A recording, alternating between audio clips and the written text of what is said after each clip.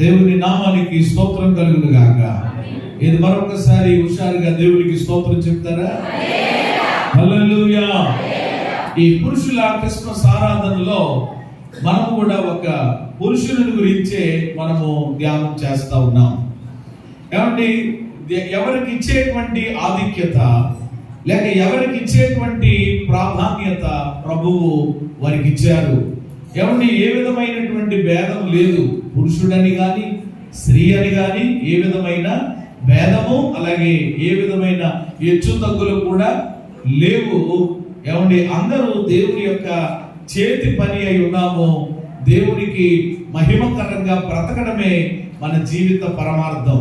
ప్రభువుకు స్తోత్రం చెల్లించాలి. హల్లెలూయా. అయితే పురుషుల క్రిస్మస్ ఎందుకు ముందుగా పెట్టారు? మాస్టర్ గారు ఎప్పుడో ఆఖరిలో జరిగేది కదా అంటే, మరి ఆఖరిలో మా వాళ్ళందరూ కూడా చాలా బిజీ అయిపోతా ఉన్నారు.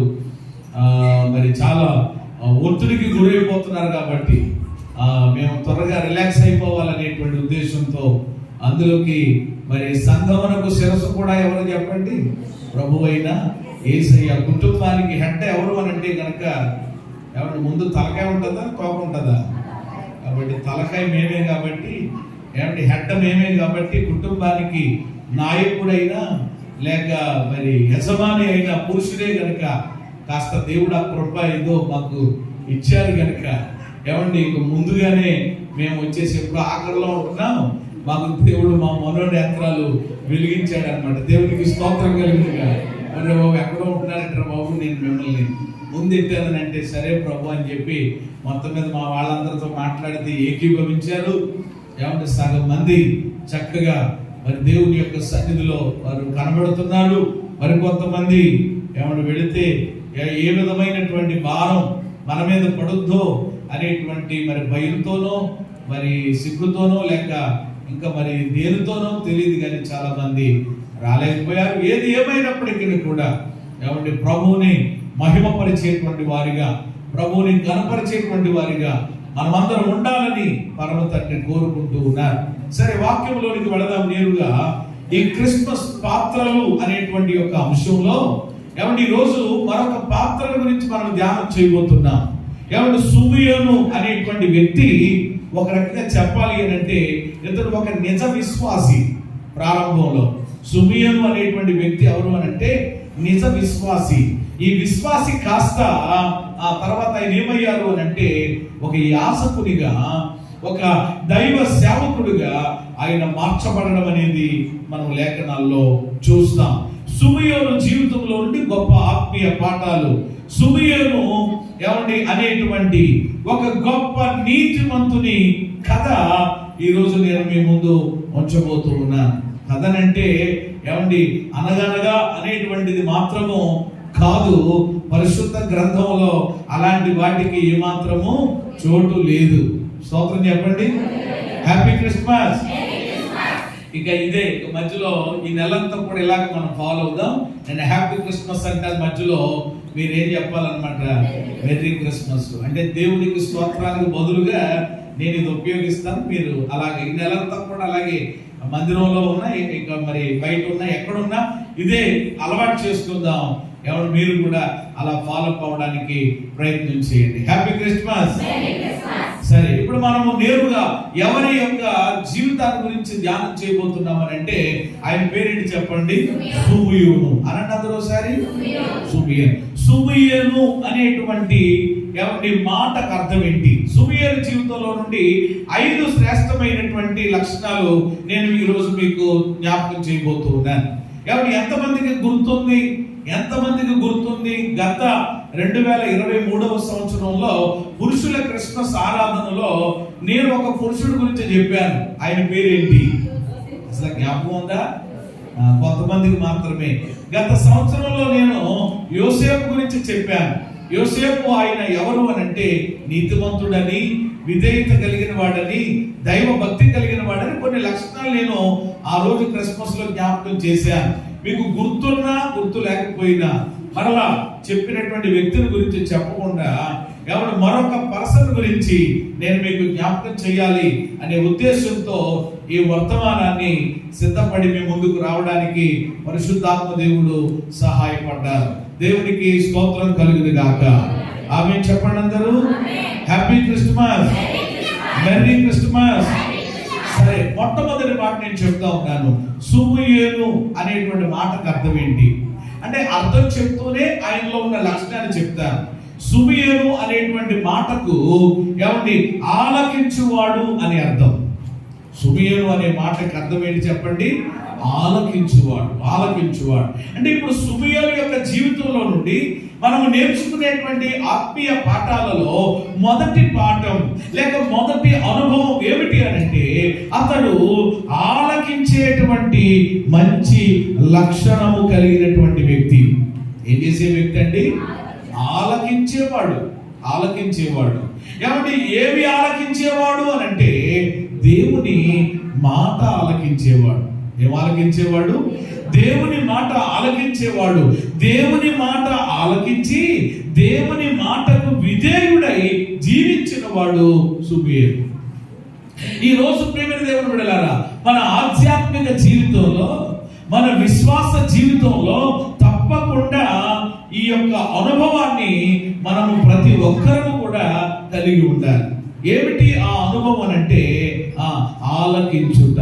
చెప్పండి అందరి మాట. ఏం చేయుట? ఆలకించుట. కొంతమంది ఏమంటే ఆలకించరు కానీ ఆవలిస్తూ ఉంటారనమాట. గుడిలోకి వచ్చి ఆలకించడం మానేసి ఆవలిస్తూ ఉంటారు. ఆ ఆవలింపులో కూడా కొన్నిసార్లు మనం వింటా ఉంటాం కదండి. కొన్నిసార్లు నాకు ఏమనిపిస్తూ ఉంటుందంటే, అలా ఆవలించినప్పుడు ఏమంటే దానికి ఇదే మీకు ఒక ఆనవాలు. ఏంటి? తొందరగా ముగించు అని అర్థమేమో అనిపిస్తుంది నాకు. కొంతమంది కనీసం అయ్యో మందిరంలో ఉన్నాం కదా, వినాలి వినాలి. పిల్లలు మిమ్మల్ని ఎందుకు కూర్చోబెట్టాం ఈరోజు? ఈ ప్రతి వారము క్రిస్మస్ కాబట్టి ఈ క్రిస్మస్ లో మీరు కూడా ఆనందించాలి అని మిమ్మల్ని కూర్చోబెట్టాం. ఏమంటే మీరు ఈరోజు సరిగా సెట్ కాకపోతే ఏమంటే వచ్చే ఆదివారం నుండి మరలా మిమ్మల్ని వెలేస్తాం అనమాట. వెలేటువంటి ఏంటి? ఎందుకు పోవడమే. మీరు ఎక్కడైతే పరిస్థితి ఉంటుంది అక్కడ ఆఖరిలో పలహారం కూడా మీకు పంచకుండా ఏమంటే అవతల గీటప్పుడు పంపించేస్తాం. యువతల గీటప్పుడే పలహారాలు పెద్దోళ్ళు పెడతాం. ఓకేనా? ఇప్పుడు ఉన్నారు మీరు తెగ రాస్తున్నారేంటి? ఇప్పుడు రాయకూడదు, నేను చెప్పినప్పుడే రాయాలి. కాబట్టి ముగ్గులు ఎట్టుకోవడాలు, తల్లో పేలు తింటాలు, ఏమండి ముగ్గులో చెప్తే బాగోదు అనమాట. అందులోకి ఎదురుకుండా పెట్టాడు ఆయన. దేవునికి స్తోత్రం కలిగిన గాక. అది అలవాటు అయిపోయింది కదా మనకి. హ్యాపీ క్రిస్మస్ అంటే కొంచెం అలవాటు అయ్యేది అక్క. ఏమంటే మీరు కూడా పాస్టర్ గారు అలాగని చెప్పి ఇలాగంటున్నారు ఏంటని కొంచెం క్రమేపీ బండి ఏమవుతుంది అనమాట, ట్రాక్ మీద పడిపోద్ది. Happy Christmas, merry Christmas. సంతోషంగా చెప్పాలి, చెప్పేటువంటిది ఏదో. కాబట్టి ప్రియమైన దేవుని బిడ్డలారా, ఇక్కడ మనం గమనించినట్లయితే కొంతమంది ఆలకించడానికి బదులు ఆవలించడమో లేకపోతే నోరు ఆవలిస్తే ఏం చేస్తారట? ఏదో లెక్క పెట్టేస్తారట. ఏమంటే అలాంటివి దేవుని పిల్లలమైనటువంటి మనం చేయాల్సినటువంటి అవసరం లేదు. ఏమంటే ఆలకించుట అనేది చాలా శ్రేష్టమైనటువంటిది. పరిశుద్ధ గ్రంథం చెప్తుంది, యేసయ్య చెప్పారు యోహాను సువార్తలో, నా గొర్రెలు నా స్వరమును వింటాయి, అవి నన్ను వెంబడిస్తాయని ప్రభు చెప్పారు. ఎవరి పరమ గీతముల గ్రంథములో ఒక అద్భుతమైన మాట రాయబడుతుంది, పావుర స్వరము వినబడుచున్నది. మన దేశంలో ఏ స్వరము? పావుర స్వరం వినబడతా ఉంది. మరి స్వరం వినబడుతుంది కానీ ఆలకించే వాళ్ళు ఎంతమంది ఉన్నారు? ఎంతమంది ఆలకించడానికి ఆసక్తి చూపిస్తా ఉన్నారు? కొంతమంది ఏవేవో ఆలకించడానికి ఎవరిని తెగ సంబరపడిపోతూ ఉంటారు. ఎవరైనా గొడవ పెట్టుకుంటే ఆ మాటలు వినాలంటే కొంతమందికి ఏంటో ఏమంటే చాలా సంతోషంగా ఉంటుంది. కానీ దేవుని మాటలు ఆలకించడానికి కొంతమంది ఎందుకో ఇష్టపడరండి. కానీ బైబిల్లో ఆలకించి ఆశీర్వదించబడిన వాడు చాలా మంది ఉన్నారు. మనము సమూయేలు జీవితాన్ని కనుక చూసామనుకోండి, సమూయేలు వయసుకి చిన్నవాడే కానీ దేవుని మందిరంలో ఏమైనా గొప్ప అనుభవం కలిగి ఉన్నాడు చెప్పండి. దేవుడి స్వరాన్ని విన్నాడు, ఆలకించాడు. సమూయేలు సమూయేలు అని దేవుడు పిలిస్తే ఆ శబ్దాన్ని అతను ఏం చేయగలిగాడు? విన్నాడు, ఆలకించాడు. ఎవరి దేవుని ప్రత్యక్షత అతడు పొందుకున్నాడు, అనేకులకు ఆశీర్వాదకరంగా మార్చబడ్డాడు. అలాగే అపోస్తలుల కార్యములు 12వ అధ్యాయంలో మీరు తర్వాత చదువుకోండి. రోదే అనే ఒక చిన్నది ఆలకించడానికి వచ్చిందట. ఎందుకు వచ్చింది? కాబట్టి పిల్లలు కూడా మీరు ఉన్నారు కాబట్టి చెప్తున్నాను. సండే స్కూల్లో ఈరోజు మీకు ఎలాగైనా అక్కడ వర్తమానము లేదనుకోకుండా ఇక్కడ మందిరంలో ఉన్నారు కాబట్టి మీకు కూడా సందేశమే ఇది. రోదే అనే ఒక చిన్నది, రోదే అనేటువంటి ఆ అమ్మాయి ఎందుకొరకు ఆ కూడికలోనికి వచ్చింది అని అంటే గనక ఆలకించడానికి వచ్చిందట. కాబట్టి ఈరోజు బాయ్స్ అయినా గర్ల్స్ అయినా కాబట్టి సండే స్కూల్ పిల్లలు చిన్న నాటి నుండి కూడా మీరు దేవుని స్వరము, దేవుని మాటలు ఏం చేసేవారిగా ఉండాలి? ఆలకించేవారిగా ఉండాలి. అలాగే ఎవరి లూకా సువార్త 10వ అధ్యాయంలో ఎవరి బేతనీలో ఎవరి ఒక ఇంటికి యేసయ్య వెళ్ళినప్పుడు ఎవరి మార్త మరియ మనకు తెలుసు, కానీ మరియ మాత్రము యేసు పాదాల దగ్గర కూర్చుని ఆయన బోధ ఏం చేస్తుందట? వింటుందండి, ఆలకిస్తుంది. ఇలా బైబిల్లో ఆలకించేవాడు చాలా మంది ఉన్నారు. ఏం ఆలకించేవాడు ఉన్నారు? దేవుని మాట ఆలకించే వారిగా ఉన్నారు, దేవుని స్వరమును ఆలకించేటువంటి వారిగా ఉన్నారు. కాబట్టి ఎవరిని ఆలకించుట మనకెంతో క్షేమం అని నేను చెప్పట్లేదు, పరిశుద్ధ గ్రంథం చెబుతుంది. చదవండి మంచి మాట. యోబు గ్రంథము 36వ అధ్యాయము 11వ వాక్యం. త్వరగా కొంచెం మీరు సహాయం చేస్తే ముందుకు వెళ్తాను నేను. వారు ఆలకించి ఆయనను సేవించిన ఎడల తమ దినములను క్షేమముగాను తమ సంవత్సరములను సుఖముగాను. చాలండి. ఏమండి, మన దినాల్లో క్షేమము, సంవత్సరాల్లో సుఖం.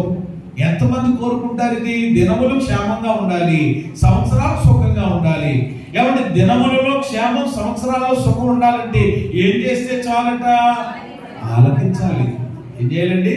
వారు ఆలకించి ఆయనను సేవించిన ఎడల ఏమంటే వాళ్ళ దినములు క్షేమంగా ఉంటాయి, సంవత్సరాలు ఎలా ఉంటాయి? కానీ ఈరోజు చాలా మంది దినాలు ఎలా లేవు? క్షేమంగా లేవండి. క్షేమము కొరవైన దినాల్లో ఉన్నాం. భయంకరమైనటువంటి సంఘటనలు, భయంకరమైన ప్రమాదకరమైనటువంటి విపత్తులు ఈరోజు సంభవిస్తూ ఉన్నాయి. గడిచిన దినములలో భూకంపనలు వచ్చాయి. చాలా చోట్ల భూమి ఏమైంది చెప్పండి? అదిరింది, కదిలింది. ఏమండి, రాబోయే రోజులు ఎలా ఉంటాయో తెలియదు. కానీ అందరూ ఒకటే కోరుకుంటారు, ఎలా ఉండాలని? క్షేమంగా ఉండాలి, సుఖంగా ఉండాలి. ఈ రెండు కలిగి ఉండాలంటే ఏం చేయాలి? ముందు దేవుని మాట ఆలకించాలి. హ్యాపీ క్రిస్మస్ అమ్మ. ఏం ఆలకించాలి? కానీ దురద చెవులు కలిగిన వారే ఈరోజు చాలా మంది దేవుని మాటలు వినడానికి వారు చెవిని ఇవ్వలేకపోతున్నారు. 45వ కీర్తనలో ఉంటుంది, కుమారి ఆలకించుము, ఆలోచించి చెవి యొక్కుము, నీ స్వజనమును నీ తండ్రి ఇంటిని మరువుము. ఈ రోజు నీ ప్రభువుని నీ సౌందర్యమును కోరిన వాడు అతనికి నమస్కరించుము. Happy Christmas. కుమారి అంటున్నాడు దేవుడు. దేవుని దృష్టిలో కుమారి అయినా కుమారుడైనా ఒకటే. కుమారి అయినా కుమారుడైనా దేవుడు ఏం చేయమంటున్నాడు? ఆలకించుము, ఆలోచించి. కాబట్టి సుమయేను అనే మాటకు అర్థం ఏంటి చెప్పండి? ఆలకించువాడు. చెప్పాలందరి మాట ఏం చేసేవాడు? అది. కాబట్టి ఈరోజు ఆయన ఎలాగైతే దేవుని మాట ఆలకించి దేవుని మాటకు విధేయుడై జీవించాడో, ఈ రోజు కూడా ఈ కడవరి చివరి దినములలో కూడా ఆత్మ సంఘములతో చెప్పుచున్న మాట చెవులు గలవాళ్ళు విందురుగాక, గ్రహించుదురుగాక. అది వైరు లాక్కండి అక్కడ ఎవరు పిల్లలు పాడవుతుంది అక్కడ పని. ఎందుకు అలాగే చేస్తారు? కాబట్టి మొట్టమొదటిది ఆలకించువాడు. రెండవది చెప్తాను. సుమేయులో ఉన్న రెండవ చక్కని లక్షణం ఏమిటి అని అంటే, అందులో మనం చదివాం కదా 25 వచనం లూకా సువార్త 2వ అధ్యాయము 25లో, యెరూషలేమునందు సుమేయను అనే ఒక మనుషుడు ఉండెను, అతడు నీతిమంతుడు. చాలు. రెండవదిగా ఎవరు సుమేయనులో మనం నేర్చుకునేటువంటి దైవికమైనటువంటి చక్కని శ్రేష్టమైనటువంటి లక్షణం ఏంటంటే అతడు నీతిమంతుడు. ఎవరు చెప్పండి? ఆయన నీతిమంతుడు. నీతిమంతుడు అనగా ఏమండి ఈ ఈ యొక్క సుబియను ఎలాంటి మరి మరి ప్రాయంలో ఉన్నాడు అని అంటే, ఈ వాక్యాన్ని బట్టి మనం చూస్తే ఇతడు వృద్ధాప్యానికి వచ్చేసాడు. చెప్పాలి అని అంటే ముసలితనంలోకి వచ్చేసాడు. ఈ సుబియను వృద్ధుడు అయినప్పటికీ కూడా, వృద్ధుడుగా ఉన్నప్పటికీ ఎవరి నీతిని కలిగి, ఎవరి నీతిగా జీవిస్తూ, దేవుని యందు విశ్వాసం ఉంచి, ఎవరి యేసయ్య రాకడ కొరకు ఎదురు చూస్తూ, ఎవరి అతను నీతిమంతుడుగా నీతిని కాపాడుకునేటువంటి వ్యక్తిగా ఈ సుబియను యొక్క జీవితాన్ని మనం చూస్తాం. యాక్చువల్గా మనం ఆలోచన చేస్తే పరిశుద్ధ గ్రంథాన్ని బట్టి ఉదయకాల ప్రార్థనలో కూడా, గడిచిన దినాల్లో కూడా నేను చెప్పాను ఆ మాటలు. ఎవరు మనం ఎవరము కూడా ఏం కాదనమాట, నీతిమంతుడు కాదు. ఒకప్పుడు బైబిల్ చెబుతున్నట్లుగా నీతిమంతుడు లేడు, ఒక్కడు లేడు. అందరూ పాపం చేసి దేవుడిచ్చే మహిమను పొందలేని వారంగా ఉన్నాం. అయితే ఎవరు అలాంటి మహిమను పొందలేని వారిగా, అనీతిమంతులుగా ఉన్నటువంటి మనలను నీతిమంతులుగా చేయడానికి మన ప్రభు అయినటువంటి యేసయ్య ఆ పరలోకమును విడిచిపెట్టి, ఆయన శరీరధారిగా ఆయన భూమి మీదకి ఆయన దిగి వచ్చి, ఆయన శిలువలో చేసినటువంటి ఆ మహా గొప్ప బలియాగము ద్వారా, యజ్ఞము ద్వారా ఈ రోజు మనందరినీ కూడా ఉచితముగా ఆయన మనల్ని ఏం చేశాడు అని అంటే నీతిమంతులుగా తీర్చాడు. Happy Christmas. కాబట్టి ఈరోజు నీతిమంతులు అయ్యామనంటే దేని బట్టి అనమాట, ఉదయకాలం నేర్చుకుంటున్నాం కదండి. నా స్వరము ప్రియమైన దేవుని బిడ్డలారా, మీ కొరకే దేవుని వాక్యాన్ని మీ కొరకు ఏమైనా అందించడానికే కదా నేను ఉపయోగిస్తూ ఉంటుంటా. కనీసం ఆ రిప్లై కూడా మరి చెప్పకపోతే మేము ఎలాగా ఏమైనా సంతోషిస్తాం విన్నటువంటి వాళ్ళు కూడా. కాబట్టి కృప ద్వారా మనం ఏం చేయబడ్డామని నేర్చుకున్నాం కదా. కాబట్టి ఈ రోజు ఎవరి మనలను దేవుడు కృప ద్వారా నీతిమంతులుగా చేశాడు కనుక, దేవుని నీతిని మన జీవితాల్లో కలిగి, ఆ నీతిని ఏమాత్రం కూడా విడిచిపెట్టకుండా ఏమండి ఆ నీతిలో మనం ఎక్కడో కొనసాగుతూ ముందుకు వెళ్ళవలసినటువంటి అవసరత ఎంతైనా ఉంది. కాబట్టి సుబియను జీవితంలో నుండి నేర్చుకునే రెండవ లక్షణం ఏమిటి అని అంటే, అతడు ఎవరు చెప్పండి, నీతిమంతుడు. ఈరోజు దేవుడు కృపను బట్టి మనము కూడా నీతిమంతులుగా చేయబడ్డాం. ఆ నీతిని కాపాడుకుంటూ మనము ముందుకు వెళ్ళవలసినటువంటి అవసరత ఎంతైనా ఉంది. మూడవదిగా సుబియను జీవితంలో నుండి మనం నేర్చుకునే మూడవ చక్కని శ్రేష్టమైనటువంటి లక్షణం ఏంటి అని అంటే, అతడు ఏమండి భక్తి పరుడు. అతడు ఎవరు చెప్పండి, అక్కడే ఉంది కదా, అతడు నీతిమంతుడును భక్తి పరుడునై ఉండి అనే మాట. భక్తి పరుడు ఏమంటే భక్తి కలిగిన వాడు సుబియను అంటే సుబియను యొక్క జీవితంలో ఏముంది అని అంటే దైవ భక్తి ఉంది. ఏం కలిగినటువంటి వాడు అతడు, దైవ భక్తి కలిగినటువంటి వాడు. నేటి దినాలలో భక్తులు చాలా అరుదుగా ఉంటున్నారండి. భక్తి చేసేటువంటి వాళ్ళు చాలా ఎవరు తక్కువ అయిపోతా ఉన్నారు. నిజంగా లోకంలో మనం చూస్తే వాళ్ళకి తెలియకపోయినా లోకంలో ఉన్నటువంటి హైందవ సహోదరులు ఎవరి నిజదేవుణ్ణి వాళ్ళు ఎరగకపోయినా, ఎవరి నిజదేవుని యొక్క సత్యాన్ని వాళ్ళు గ్రహించకపోయినా, ఒక రకంగా చెప్పాలంటే వాళ్ళు మంచి భక్తి చేస్తున్నారు అని చెప్పాలి. అంటే భక్తి మంచిదే, కానీ ఎవరికి చేస్తున్నారో, ఎవరిని ఎందుకు చేయాలో కానీ వాళ్ళకి ఏమవలేదు అనమాట, గ్రాహ్యం కాలేదు. అందుకని చూడండి, అన్యులలో నుండి రక్షించబడి ఎవరిని విగ్రహారాధన సంబంధమైన పరిస్థితులలో నుండి రక్షించబడి ప్రభువులోకి వచ్చినటువంటి వాళ్ళు ఎలా ఉంటారు అని అంటే, చాలా మందిని అలాంటి వాళ్ళని చూస్తూ ఉంటాం. వాళ్ళు చాలా దేవుని కొరకు రోషంగా ఏమంటే చాలా ధైర్యంగా వాళ్ళ యొక్క సాక్ష్యాలు కానీ వాళ్ళ జీవితం చూసినప్పుడు చాలా ఇదిగా. ఎందుకనంటే కనుక ఫస్ట్ కొండ తెలియకపోయినా కానీ ప్రారంభంలోనే వాళ్ళ బ్రతుకులో ఏం పడింది అనమాట, భక్తి బీజం పడింది. Happy Christmas. కానీ ఈరోజు చాలా మందిలో భక్తి ఉండదు. భయభక్తులు అంటే మనకు తెలుసు కదా, దేవుని పిల్లలకి చాలా మందిలో భయం ఉంటుందట కానీ భక్తి ఉంటుందట. భక్తి ఉంటుంది, కొంతమందిలో ఏముంటుందట, భయం. అలా కాదు, రెండూ కలిగి ఉండాలి. అసలు దేవుడు కోరుకునేటువంటి భక్తి ఏంటి? భక్తిలో కూడా చాలా రకాలు ఉన్నాయి. ఆచార సంబంధమైన భక్తి ఉంది. ఏమంటే ఇప్పుడు క్రిస్మస్ ఏమంటే మరి మనం సెలబ్రేట్ చేసుకుంటున్నాం, మందిరంలోనైనా ఇంటి దగ్గర అయినా. ఇది ఆచారం కాదు, ఇది నేను అంటాను, ఇవి ఆత్మీయ క్రిస్మస్ ఆరాధనలు. Happy Christmas. ఏ యొక్క క్రిస్మస్ చెప్పండి? మనకు ఆచారం ఏమి కాదు, ఇది ఆచారమో ఆనవాయితీయో ఇంకోటో అనేటువంటిది కాదు. కాబట్టి ఏమంటే భక్తిలో ఆచార సంబంధమైన భక్తి ఉంటుంది, ఆనవాయితీగా చేసేటువంటి భక్తి ఉంటుంది. ఇలాగున కొన్ని రకరకాలైనటువంటి భక్తులు ఉంటాయి. కానీ దేవుడు కోరుకునే అసలు సిసలైన భక్తి ఏమిటి అనంటే ఏమండి, యథార్థమైనటువంటి భక్తి. ఏమిటా భక్తి అంటే యాకోబు అంటారు 1:21లో, యాకోబు రాసిన పత్రిక 1వ అధ్యాయము 21వ వచనంలో చక్కని మాట రాయబడ్డది. త్వరగా చదవండి.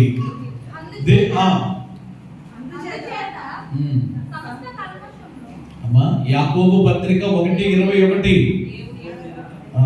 1:27 చదవండి. 27 తండ్రి అయిన దేవుని ఎదుట నిష్కళంకమునైన భక్తి ఏదనగా, చూడండి ఆ మాట మీరు అండర్లైన్ చేసుకోండి. భక్తి ఏదనగా దిక్కులేని పిల్లలను, విధవరాండ్రను, వారి ఇబ్బందులలో పరామర్శించుటయు, ఇహలోక మాలిన్యము అంటకుండా కాపాడుకొనుటయే. చాలు. కాబట్టి ఇక్కడ దేవుని వాక్యంలో రాయబడిన మాట భక్తి ఏమిటి అని అంటే, దేవుడు కోరుకునే నిజమైన భక్తి, పవిత్రమైన భక్తి, యథార్థమైన భక్తి ఏంటి అని అంటే, దిక్కులేని పిల్లలు, విధవరాండ్రను, వారి ఇబ్బందులు ఏం చేయాలంట? పరామర్శించాలి. దిక్కులేని పిల్లలు ఉంటారు కదా, కాబట్టి తల్లిదండ్రులు లేని బిడ్డలను ఏమంటారు? కాబట్టి తల్లిదండ్రులు లేకపోతే వాళ్ళు ఏం లేని వాళ్ళు, ఇంకా ఒక తల్లి అయినా ఉందనుకోండి కనీసం చూసుకుంటది కదా, కనీసం తండ్రి ఉన్నా కానీ ఏదో రకంగా ఏదో చేసైనా పట్టించుకుంటాడు కదా. ఇలా ఉన్న దిక్కులేని పిల్లలు, అలాగే విధవరాండ్రను, భర్తను కోల్పోయినటువంటి స్థితిలో ఉన్నటువంటి బిడ్డలు ఈరోజు సమాజంలో చాలా మంది ఉంటూ ఉంటారు. అలాంటి వాళ్ళని ఏం చేయాలట? పరామర్శించాలట. ఏం చేయాలి? కానీ కొంతమంది ఏమంటారంటే అసలు విధవరాలు ముఖమే చూడకూడదు, పరామర్శించడం ఏంటి? బైబిల్ చెప్తున్నటువంటి శ్రేష్టమైనటువంటిది అనమాట ఇది భక్తి అంటే.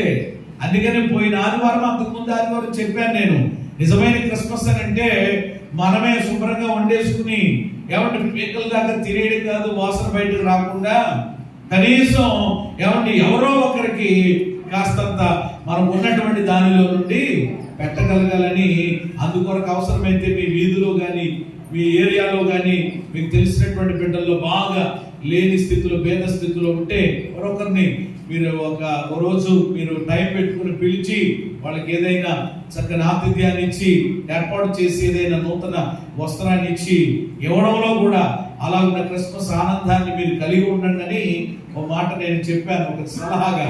మరి అది మీరు ఎంతమంది పాటిస్తారో పాటించరో అది వేరే విషయం, కానీ దేవుడి వాక్యాన్ని బట్టి మాత్రం నేను చెప్పాను. భక్తి అని అంటే ఏదో చేయడం కాదు, నేను అలా ఉంటానండి, ఇలా ఉంటానండి, నిష్ఠగా ఉంటానండి అని అంటే అది దేవుడి వాక్యం చెప్పడం లేదు. దిక్కులేని బిడ్డలు ఉన్నారు, విధవరాండ్రులు ఉన్నారు. అలాంటి వాళ్ళను మనం ఏం చేయాలంట? పరామర్శించాలంట. అలాంటి వాళ్ళని మనం ఆదరించాలంట. మనకు కలిగి ఉన్నదే కలిగి ఉన్నటువంటి దానిలో నుండి వాళ్ళకి ఇచ్చి వాళ్ళని ప్రేమించగలగాలి. తర్వాత ఇంకొక మాట ఉంది, ఇహలోక మాలిన్యం అంటుకోకుండా మనల్ని మనము కాపాడుకోవాలి. ఇది అసలు శ్రేష్టమైన దేవుడు కోరుకునేటువంటి భక్తి. Happy Christmas. కాబట్టి ఈరోజు ఇలాంటి భక్తి మనం చేయగలుగుతున్నామా? లోక మలినం అంటుకోకుండా కాపాడుకుంటున్నామా? కావాలని ఆ మలినాన్ని అంటించుకుంటున్నామా? ఈరోజు అంటుకోకుండా కాపాడుకోవడం కాదండి. కొంతమంది ఏం చేస్తారనమాట, గోడకు సున్నం వేశారనుకోండి, కొన్ని గోడలు చూడడం తెలియక జారపడితే అది వేరే విషయం. ఓసారి నాకు తెలియదు, ఒక ఇంటికి ప్రార్థన చేయడానికి వెళ్ళాను, అప్పుడే సున్నం వేసుకున్నారేమో సరిగ్గా చూసుకోలేదు, కుర్చీ వేసారు, కూర్చున్నాను, కొంచెం నడుము వచ్చి ఇది అవుతుంది కదా అని ఎలా ఉంటే సత్తగా దిగిపోయింది అనమాట. కావాలని అంటించుకున్నాను ఏంటంటే వెంటనే ఎవరో పాస్టర్ గారు అని అంటున్నారు. ఏదో అగ్ని పర్వతం బద్దలేదు, ఏమైందమ్మా అని అంటుంటే అదేనండి బాబు వెనకాల అవి చూసుకోలేదు. ఓహో అక్కడ మొత్తం మీద కాసేపు కూర్చుని మాట్లాడాను కదా, అక్కడ అలా జరుగుతుంది, సరేలేదు అది తెలియక ఏదో జరిగిపోయింది కాబట్టి వెంటనే శక్తి ప్రక్కన పెట్టేయడమో లేకపోతే అది తుడుచుకోవడమో నేను చేస్తాను. కానీ ఈరోజు ఏమంటే తెలియక మనకు అంటుకోవడానికి అక్కడ గోడకు సున్నం వేసి ఉంది, లేకపోతే అక్కడ గ్రీజు ఏమంటే అంటించుంది, లేకపోతే ఇంకోటి ఏదో ఉంది. ఏమంటే వెళితే ఖచ్చితంగా ఏమంటే అది మనకి అంటుకుంటది, వెళ్తే ఖచ్చితంగా తలపోటు వస్తుంది, వెళ్తే ఖచ్చితంగా ఆడు ఏదో అంటాడు, నేనేదో అనవలసి వస్తుంది అని తెలిసి కూడా నీకు కంగారాక నువ్వు వెళ్ళి ఇది చేసావు అని అంటే దాన్ని ఏమంటారు అనమాట. అసలు ఏమంటారు మీ అందరికీ బాగా తెలుసు కాబట్టి నేను అనడం లేదు. అది హ్యాపీ క్రిస్మస్ చెప్పండి. సీరియస్గా ఉండకండి, కాస్త సంతోషంగా ఉండండి దేవుని సన్నిధిలో. ఇహలోక మాలిన్యం ఏం చేయకుండా అంటుకోకుండా కాపాడుకోవాలి, కానీ కావాలని ఏం చేయకూడదు. ఈ మధ్య అంటించుకుంటున్నారు, చాలా అంటించుకుంటున్న వాళ్ళు చాలా మంది. మొన్న నేను ప్రార్థన చూసుకుని వచ్చేస్తుంటే ఇద్దరు వచ్చేస్తున్నారు. ఏమన్నా ఇద్దరు బ్రదర్స్ వచ్చేస్తున్నారు బండి మీద. నా వెనకాల ఉన్న ఇంకో బ్రదర్ ఏమంటున్నాడంటే, పాస్టర్ గారు వాళ్ళు ఎక్కడికి వెళ్ళి వస్తున్నారు తెలుసా మీకు అని అంటున్నాడు. ఎక్కడికి వెళ్ళి వస్తున్నారు, ఇంకెక్కడికి వెళ్ళి వస్తారండి అని అంటే మొత్తం మీద ఎక్కడికో వెళ్ళి వస్తున్నారు. మనం ఏం చేస్తామరా బాబు, వీళ్ళు వచ్చే వాళ్ళని మనం అంటే వాళ్ళకి తెలిసి కూడా, సత్యం తెలిసి కూడా మనం రక్షించబడ్డా, మనం విమోచించబడ్డా దేవుని పిల్లలమయ్యాం. మరలా ఇలాంటి పరిస్థితుల్లోనికి మనం వెళ్ళకూడదు అనేటువంటి అవగాహన ఎవరిని మరి వాళ్ళకి లోపించింది. కాబట్టి యెహోవా ఈరే, ప్రభువే చూసుకుంటారు. ప్రభు చేతులకు అప్పగించి ప్రార్థన చేద్దాం. నువ్వు నీకు తెలిసింది కాబట్టి నువ్వు నాకు చెప్పావు కాబట్టి ఇంకెవరికి కూడా చెప్పకు. నువ్వేం చేయి, వాళ్ళ కోసం ప్రార్థన చేయి, నేను కూడా వాళ్ళ కోసం ప్రార్థన చేస్తానని చెప్పాను. హ్యాపీ క్రిస్మస్ ఇలా చెప్పాను. కానీ అలా ఎవరో చెప్పానా మాట్లాడరే, అది మనం అంటే చెప్పేశారు. ఒకవేళ మీరు ఎవరెవరు, ఇప్పుడు మీ అందరికీ ఒక ఊరు కలుగుతుంది అనమాట. ఎవరెవరు అంటారు. వాళ్ళెవరో ఏమంటే నాకు తెలియదు అనమాట. తెలిసినా నీకు చెప్పను. చూసారు, ఇలాగా ఈరోజు కొంతమంది కావాలని ఎవరో ఒకరి ద్వారా ప్రేరేపించబడి, ఎవరో ఒకరి ద్వారా పురుగొల్పబడి మనం అక్కడికి వెళ్ళకూడదు, మనం అపవిత్రమైపోతాం, అది తినకూడదు, అది అపవిత్రమైపోతాం, మనం అక్కడికి వెళ్ళడం వలన మన యొక్క పవిత్రతను పాడు చేసుకుంటామని తెలిసి కూడా కొంతమంది కావాలని అంటించుకుంటున్నారు, పవిత్రతను పాడు చేసుకుంటున్నారు. పరిశుద్ధతను మనం ఏం చేయాలంట, కాపాడుకోవాలి. కానీ కలిగి ఉన్న పరిశుద్ధతను ఎవరైనా సరే మంచి వస్త్రాలు వేసుకుని డ్రైనేజీలో ఉన్నటువంటి అది తీసుకుని ఎలా పాల్గొంటారండి? ఎవరైనా మంచి బట్టలు వేసుకుని, చక్కని బట్టలు వేసుకుని, పట్టుచీర కట్టుకుని ఓ డొక్కుడు డ్రైనేజీ వాటర్ ఇవ్వండి నన్ను ఎత్తి మీద వేసుకుంటారని అంటారు ఎవరైనా? ఎవరు అనరు కదా. అలాగా చిచ్చి కంపు అని అంటారు. అలా కదా. ఇప్పుడు యేసు రక్తంతో కడిగేసిన తర్వాత కూడా ఇలాంటి పనికిమాలిన పనులు చేస్తే ఇంకా అంతే కదా, నువ్వు పోసుకున్నట్టే కదా, వెళ్ళి నువ్వు చేసుకున్నట్టే కదా. కాబట్టి ప్రేమ దేవుని పట్ల ఆలోచన చేయడం. భక్తి అంటే ఒకటి, దిక్కులేని పిల్లలు విధవరాడని ఏం చేయడం, పరామర్శించి ఆదరించి ప్రేమించి మనకు కలిగి ఉన్న దాంట్లో పెట్టడం. 2, ఈ లోక మాలిన్యం ఎలాగైనా అంటుకుంటుంది. ఎందుకంటే మనం ఎక్కడున్నా చెప్పండి, లోకంలో ఉన్నాం కాబట్టి ఏదో రకంగా అంటుకోవడానికి ప్రయత్నం చేస్తుంది. అది అంటుకోకుండా మనల్ని మనము కాపాడుకుంటూ జీవించడమే భక్తి చేయడం. కాబట్టి సుమీయులు ఎవరు అని అంటే భక్తి పరుడు. నేటి దినాలలో భక్తులు అరుదుగా ఉన్నారు. అందుకని భక్తులు ఎందుకు అయ్యారు వీళ్ళందరూ? బైబిల్లో యోబు అనగా, దావీదు అనగా, దానియేలు అనగా వీళ్ళందరినీ ఏమని పిలుస్తాం మనం? మాట్లాడరేమా? మిమ్మల్ని ఎవరైనా ఎప్పుడైనా అలా పిలిచారా? పిలిస్తే మన వాళ్ళు కొంతమంది అన్యులు ఎటకారంగా పిలుస్తారనమాట. ఓ గొప్ప భక్తుడు వచ్చేసాడండి, భక్తురాలు వచ్చేసాడు, మాకు తెలియక పిలుస్తారు. కానీ సీరియస్ గా ఏ రోజైతే విశ్వాస జాబితాలో నుండి ఎక్కడికి వచ్చేయాలన్నమాట, భక్తిలోనికి మనం రావాలి. కాబట్టి ఈరోజు మనం కూడా అలాంటిది సొంతం చేసుకోవాలి. అప్పుడు సుమియేను మొదటిది ఎవరు చెప్పండి? ఆలకించువాడు. 2 సుమియేను ఎవరు చెప్పండి? నీతిమంతుడు. 3వది సుమియేను భక్తి గలవాడు లేక భక్తి పరుడు. తర్వాత మాట నేను ముందుకు వస్తా ఉన్నా. ఇశ్రాయేలు యొక్క ఆదరణ కొరకు కనిపెట్టువాడు. చాలు. ఇతడు ఎవరు అనంటే ఈ సుమియేను ఇశ్రాయేలు ఆదరణ కొరకు ఏం చేసేవాడంట? కనిపెట్టేవాడు. అంటే ఇశ్రాయేలు ఎందుకు ఇశ్రాయేలు వారికి ఆదరణ లేదు? అసలు ఇశ్రాయేలు వారికి ఆదరణ లేదు.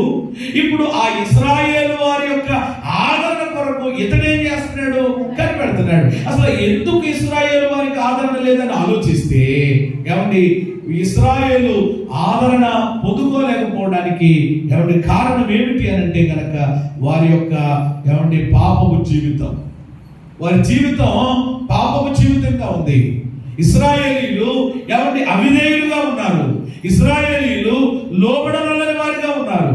ఉదయకాల ఆరాధనలో కూడా నేను చెప్పాను, ఏమంటే దేవుడు ఆశ్చర్యకరంగా ఇశ్రాయేలీలను ఐగుప్తు చెర నుండి విడిపించి వాళ్ళను కృప ద్వారా తోడుకుని నడిపించిన ఏమండి అడుగడుగున వాళ్ళు దేవునికి ఏం కలిగించారు? ఆయాసం కలిగించారు. దేవునికి ఏం చూపించారు? అవిధేయత చూపించారు. కాబట్టి ఇశ్రాయేలు ప్రజలు ఏమండి అవిధేయులుగా, ఏమండి మాట వినని ప్రజలుగా, లోబడని ప్రజలుగా ఉన్నారు కనుక ఏమండి వాళ్ళ దేవుని యొక్క ఆదరణ వారు ఏం చేయలేకపోయారు? పొందుకోలేకపోయారు. అయినా దేవుని యొక్క ఆదరణ వాళ్ళు పొందుకోవాలి అని చెప్పి ఆ ఇశ్రాయేలు వారి యొక్క ఆదరణ కోసం ఈ సుమియోను అనే ఈ వృద్ధ అయిన, ఈ పెద్ద అయిన, ఈ భక్తి కలిగిన ఆయన ఏం చేస్తున్నాడనంటే కనిపెడుతున్నాడు. వారి విమోచన కొరకు ఏం చేస్తున్నాడు? కనిపెడుతున్నాడు. మరి ఈరోజు నీవు ఎవరి విమోచన కొరకైనా కనిపెడుతున్నావా? ఎవరి డెలివరెన్స్ కొరకైనా దేవుని యొక్క సన్నిధిలో వారు విడుదల పొందాలని కనిపెట్టేటువంటి ఒక బాధ్యత కలిగిన భర్తగా, ఒక బాధ్యత కలిగిన స్త్రీగా వినాలి. ఏమంటే ఈరోజు అలా ఉంటున్నామా? మనము కనిపెట్టేటువంటి వారిగా ఉండాలి. కాబట్టి ఇక్కడ ఇతడు ఆదరణ కొరకు కనిపెడుతుంటున్నాడు. అలాగే ఏమంటే ప్రియమైన దేవుని బిడ్డలారా, ఇంకా చెప్పాలంటే యేసయ్య రాకడ కొరకు కూడా అతడు ఎదురు చూస్తున్నాడు. మెస్సయ్య వస్తాడు అని చెప్పి ప్రవచనాలు ఉన్నాయి ఆల్రెడీ. దాని కొరకు ఆయన ఆశతో ఏం చేస్తున్నాడు? కనిపెడుతున్నాడు. ఈరోజు మన జీవితంలో కూడా దేవుడి కార్యాలు చూడాలి అని అంటే ఏమంటే మనం కూడా దేవుడి సన్నిధిలో ఏం చేసేవారిగా ఉండాలి? కనిపెట్టాలి. ఈరోజు చాలా మందికి ఇది రావడం లేదు, కనిపెట్టలేకపోతున్నారు అని అంట.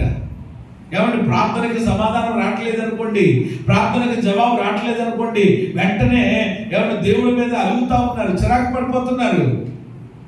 ప్రార్థనకి దేవుడు నాకేమివ్వలేదు, జవాబు ఇవ్వలేదు, నేను ప్రార్థన చేస్తే దేవుడు నాకేమివ్వలేదు, సమాధానం ఇవ్వలేదు అని చెప్పి ఏమంటే సడుకుంటూ గొడుక్కుంటూ దేవుడి మీద అలిగి బ్రతుకుతున్నారు తప్ప ప్రార్థించాం దేవుడు తప్పకుండా ఏమంటే ఏదో ఒక రోజు నాడు తప్పకుండా నాకు ఏమిస్తాడు?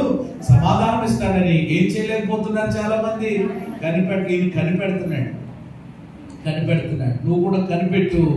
ఏమండి మనం కనిపెట్టినప్పుడు ఆయన కొరకు కనిపెట్టుకుని వారిలో ఎవడను ఏమిటవుతాడట? అది మనుషుల కొరకు కనిపెట్టుకుంటే సిగ్గుపడొచ్చేమో, కానీ దేవుడి కొరకు కనిపెట్టుకున్న వాళ్ళని దేవుడు సిగ్గుపడనివ్వడు. కాబట్టి నాలుగవది, ఇశ్రాయేలు యొక్క ఆదరణ కొరకు ఏం చేసేవాడిగా ఉన్నాడు? వారి విమోచన కొరకు వాళ్ళు ఆదరించబడాలి, వాళ్ళు రక్షించబడాలి. ఎందుకంటే ఇప్పుడు వాళ్ళకి ఆదరణ కలగాలి, రక్షణ కలగాలి అని అంటే కనుక తప్పకుండా ఎవరు రావాలి? మెస్సయ్య రావాలి. దాని కొరకు ఆయన ఏం చేస్తున్నాడు? కనిపెట్టుకుంటున్నాడు. మరి ఈరోజు కనిపెట్టే తత్వం, కనిపెట్టే లక్షణం ఈరోజు మన దగ్గర ఉందా? ఉంటే తప్పకుండా దేవుడు ఒక అద్భుతము తప్పకుండా చేస్తాడు. Happy Christmas. 5వ మాట చెప్పి నేను ముగిస్తున్నాను. అతడు ఎవరు అని అంటే కనుక ఆ తర్వాత వచ్చినము, అతడు ప్రభు యొక్క ఇశ్రాయేలు ఆదరణ కొరకు కనిపెట్టువాడు, పరిశుద్ధాత్మ అతని మీద ఉండే.